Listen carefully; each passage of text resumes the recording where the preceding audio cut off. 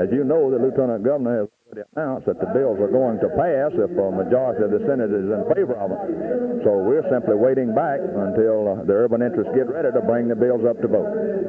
Senator, do you see a chance for a recess of the legislature if these bills are passed this week? Bob, that would depend on several factors. Certainly there is a chance if the legislature and this administration feels that it is necessary for the protection of our school system in this state, certainly we'll do it. I think this would be determined later in this week as to what the situation would be in that direction. Would you think there would be a chance of a recess if these educational bills are not passed? It would certainly have some bearing on it. I don't believe that the Senate could afford to recess, or the legislature could afford to recess without passing these bills, because they are vital to the operation of our school system and for state government next year.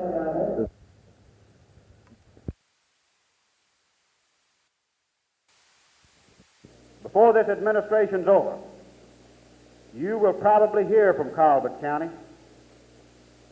There's something there that's going to have to come to a head. You've got Missouri whiskey coming in there by the tandem loads.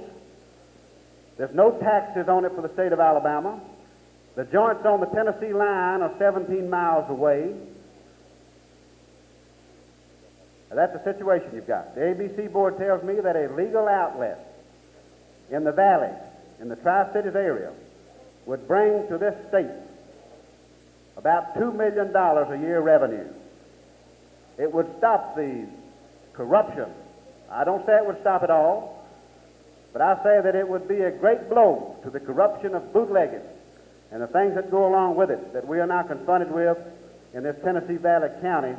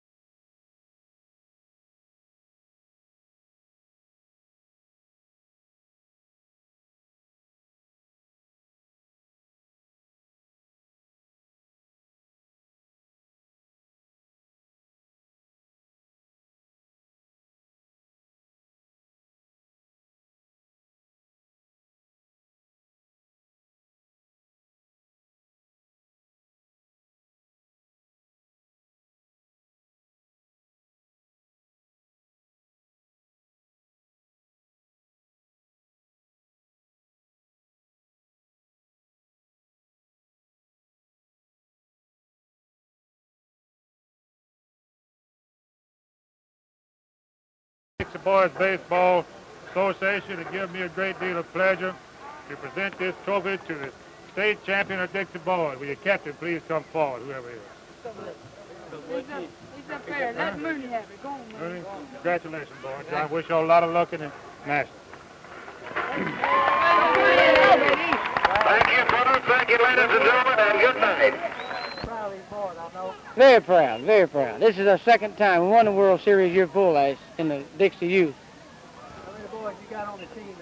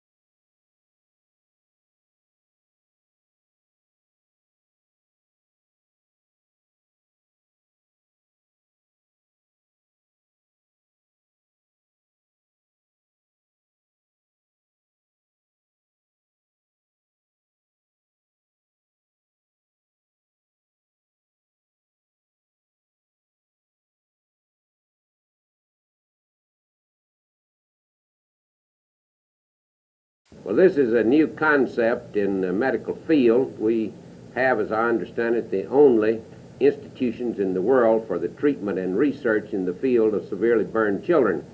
When we announced this program at our International Convention in Toronto, Canada in 1962, we immediately had over 90 applications from large medical complexes and medical teaching institutions, including the University of Alabama at Birmingham. We purposely only selected 3 so we would know where we were going as to the cost and operational aspects, and therefore selected sites and schools in connection with Harvard University and Massachusetts General Hospital at Boston, University of Cincinnati in Ohio, and the University of Texas at Galveston. I've appointed a committee to go into the feasibility of the further enhancement of this program, and if the committee and our delegates decide that we should expand this program now, while the University of Alabama will be considered along with other applications.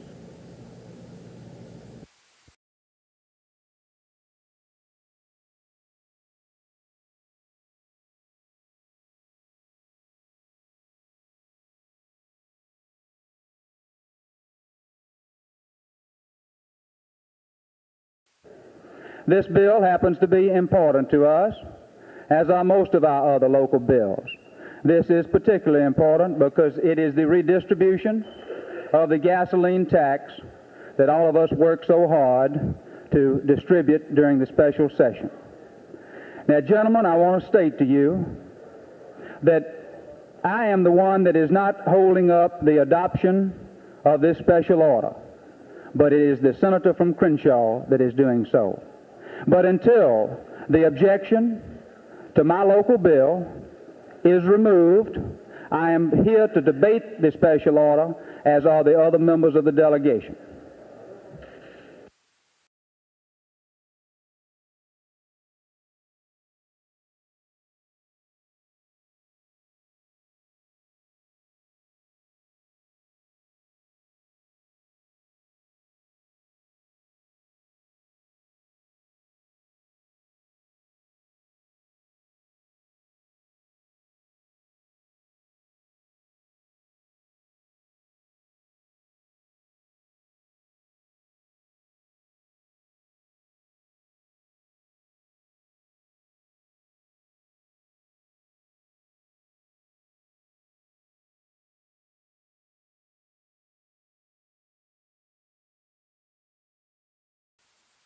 The amount of damage has not been determined just yet, but it is estimated to be between $150,000 and $175,000. The dining room and kitchen in this building serves around 250 children, and I do not foresee that this accident will affect the opening of school on September 5th.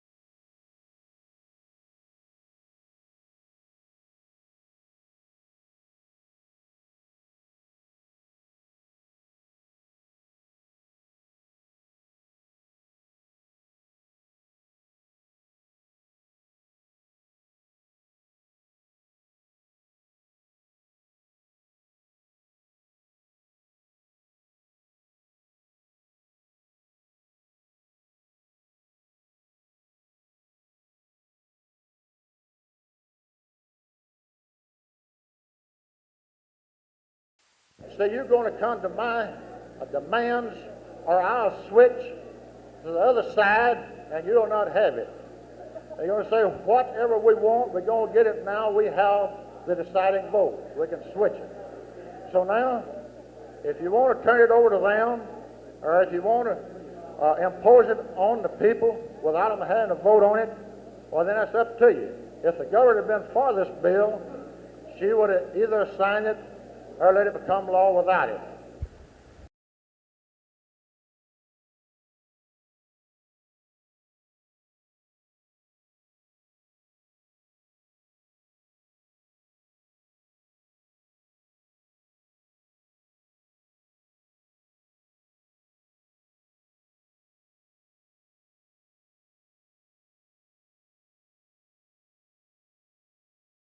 the Person administration and then in the House in Polson administration. Meeting today, and if the Secretary will read it, I'll entertain the motion, if you like it, to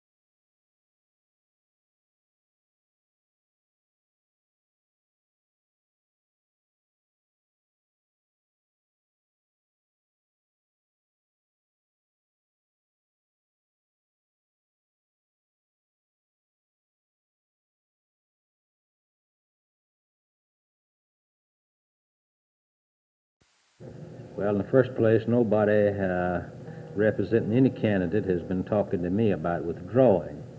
And I will again emphasize for your television audience and for the people of this section of Alabama that it doesn't make any difference who runs insofar as parties are concerned, that is, candidates. If they don't run on a platform that meets the needs and demands of the overwhelming majority of the people of our region and of the country, then I'm not going to pull out for anyone. Now, if any candidate and any party will say, among other things, that they're going to turn the school systems back to the people of the states and local areas, and say it emphatically, along with the other things I've talked about, then I will not be a candidate. But it doesn't make any difference how a candidate looks and how good he sounds and how he might be able to act. If he doesn't tell the people of Alabama that, then the people of Alabama could care less.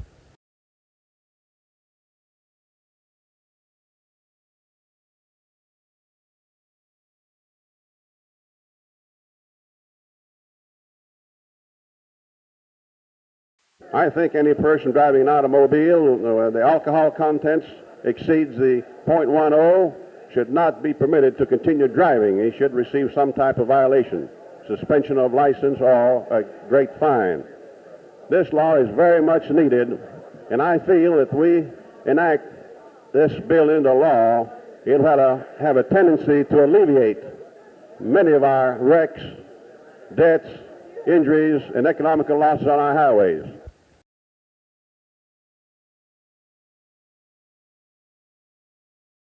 This, in my opinion, regardless of what the Supreme Court has held, is requiring a man to give evidence against himself, and he shouldn't be required.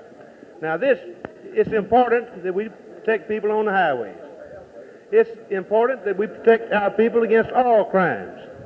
And I submit to you that if we adopt this measure, requiring an individual to take a test, take a blood test, blow into a balloon, or take any other type test to give evidence against himself, that next session we'll have some other type of test that the law will require of you to give evidence against yourself. I think it's squarely violative of the Fifth Amendment, and I'm opposed to the bill regardless of what the federal government's position is.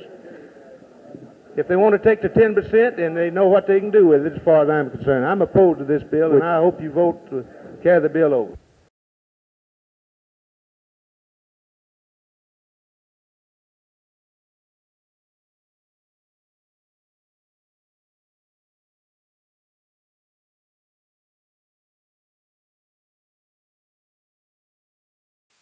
It may be that some unfortunate choice of words by the chair on one particular occasion gave some credence to this situation.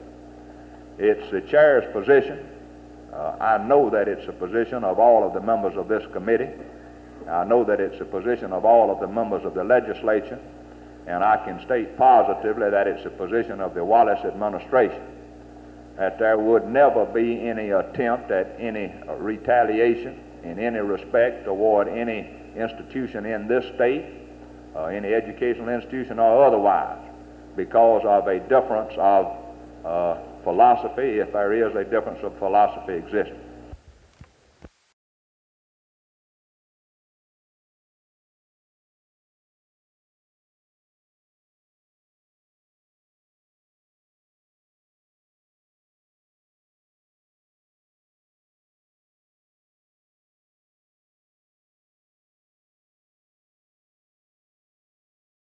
$500,000 to the Huntsville campus. For your information, I will describe the principal programs that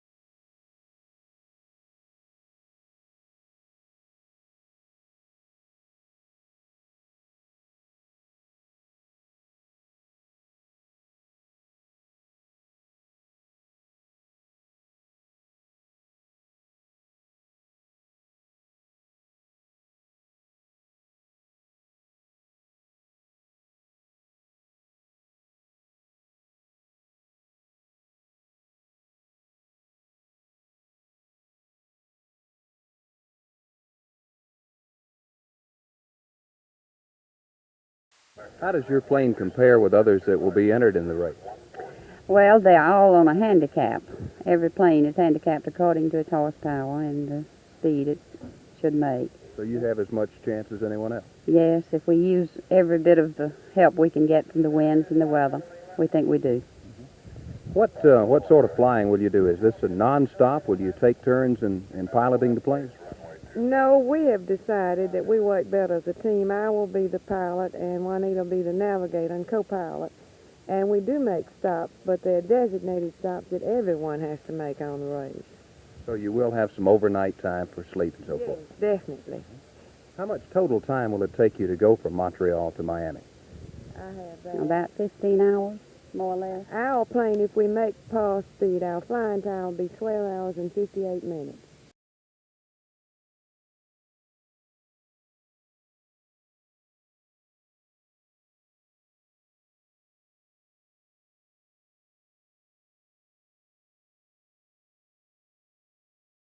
Here in this sermon of the day. In the affairs of men, as the poet has said, which taken at other states have an optimistic picture about the future, as you can see from the kinds of appropriations that have been made here. Alabamians, I believe, are determined to have the same kind of progress and even greater progress in this state. This is a job for all of us, and the resources that we have must be given to the total educational program from kindergarten through graduate school. And I believe that the people of this state, if they understand what is involved, if they know what the competition is, if they know what the potential of education is, will firmly and fully back whatever provisions this legislature makes for the continued advancement of the state of Alabama. We think this is in the interest of the health, safety, and welfare of the people of Selma, and to keep from having any civil disobedience to law. Anytime you have something dragging out this long, that with the tensions and emotions, we are having no trouble here, and we don't intend to have any trouble. Our job is to maintain law and order, and in effect, this is what we're doing with this curfew, to move the people in this particular area that have no part to do with the strike itself. The dispute is between labor and management. With the position of this church, we have had some blocking of traffic. We've had quite a large number of people. It's in a residential area, and we think what we're doing is right. It comes under the police authority of the mayor's office. We intend to enforce it and to be fair with both parties concerned.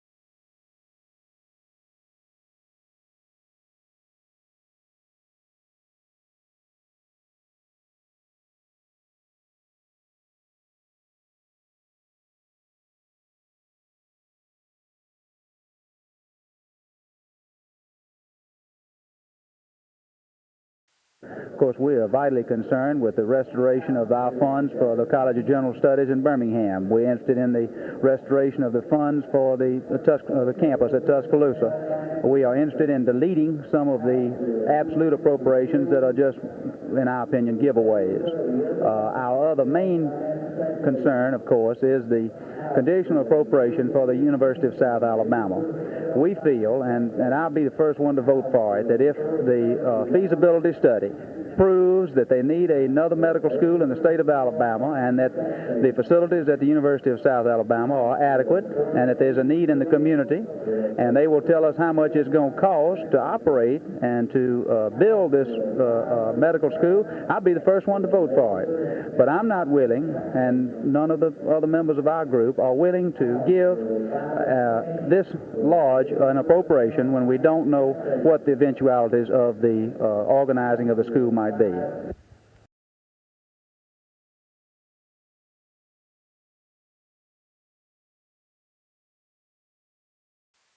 Bill?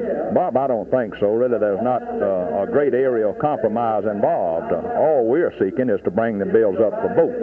As you know, the urban interests have been filibustering and have threatened to filibuster again if we do bring them up. The only thing that we're proposing is that they be brought up for vote. But, as the Lieutenant Governor said, these bills will pass before this legislature adjourns.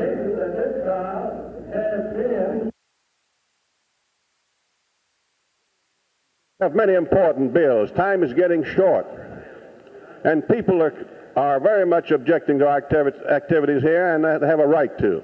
See, especially when we start these little bickering on account of some dislike for one or another, and we display our manners here at the microphone, and that's the worst place to do it. But I'm sorry, sometimes we play like kids, like I've got the candy and now you want it.